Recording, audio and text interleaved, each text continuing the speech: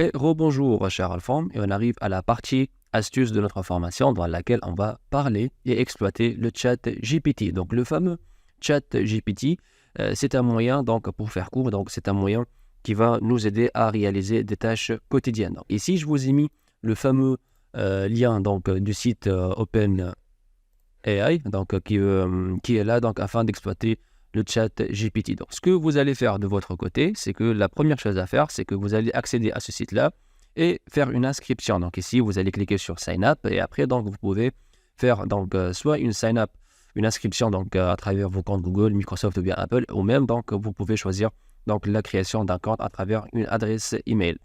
Donc, ici, de mon côté, je l'ai testé. Donc, je vais vous montrer ce que j'ai fait exactement. Donc, je lui ai demandé de me générer un script afin de citer les comptes guest donc, qui possèdent des licences. Et après, donc, il va m'exporter la liste en CSV. Donc, au départ, donc, il m'a donné le script. Donc, comme vous le voyez ici, donc, c'est toutes les commandes nécessaires afin d'accéder à mon Azure AD. Donc, connect Azure AD. Au départ, donc, il y a l'installation du module Azure AD, la connexion, et après, donc, les commandes tels que par exemple get Azure AD user, donc tirer filter user type est equal guest. Donc ici, il faut faire attention. Donc parfois, donc il vous donne des fausses commandes, telles que par exemple moi, il m'a donné cette fausse commande là, donc tirer and assigned plan not equal to null.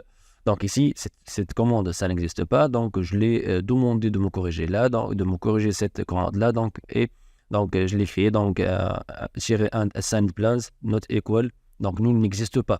Donc, il a fait la correction de script, il m'a généré un autre script, donc, je l'ai copié et donc, je l'ai exécuté au niveau de mon espace, donc, PowerShell. Donc, comme vous le voyez ici, donc, c'est juste une exploitation de ChatGPT afin de me donner ou bien de me générer un script PowerShell, donc, pour une tâche spécifique. Donc, vous pouvez faire ça donc de votre côté. Donc si vous avez besoin par exemple d'auditer des choses, de connaître des choses au niveau de votre Azure AD. Donc il ne va pas être limité seulement au module PowerShell. Donc vous pouvez le demander d'autres choses, mais faites attention, vous ne devez pas les fournir des fichiers ou bien des données confidentielles car c'est du Internet et c'est quelque chose qui est anonyme. Donc on ne doit pas les fournir des données confidentielles, donc, ou bien des fichiers donc, liés à notre entreprise, quelque chose comme ça. Donc, c'est quelque chose qui est fortement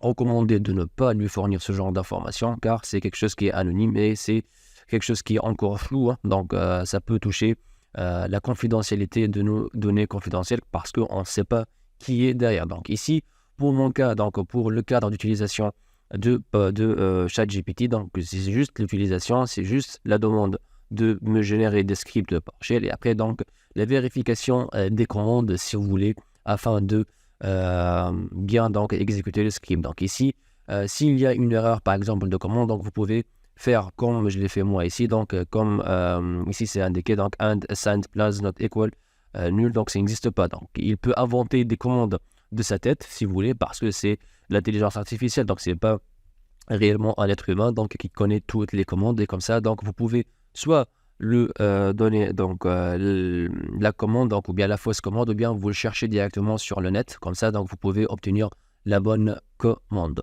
Et avec ce point là donc on arrive à la fin de cette partie astuce. Donc je répète, l'utilisation de ChatGPT ça ne doit pas être l'exploitation ou bien donc le fournir des données confidentielles ou bien des fichiers, c'est juste dans ce genre de cadre-là, donc génération de scripts, quelques par exemple d'autres astuces, par exemple au niveau d'Azure AD, donc ou bien pour d'autres choses donc qui pourront vous être utiles pour votre quotidien.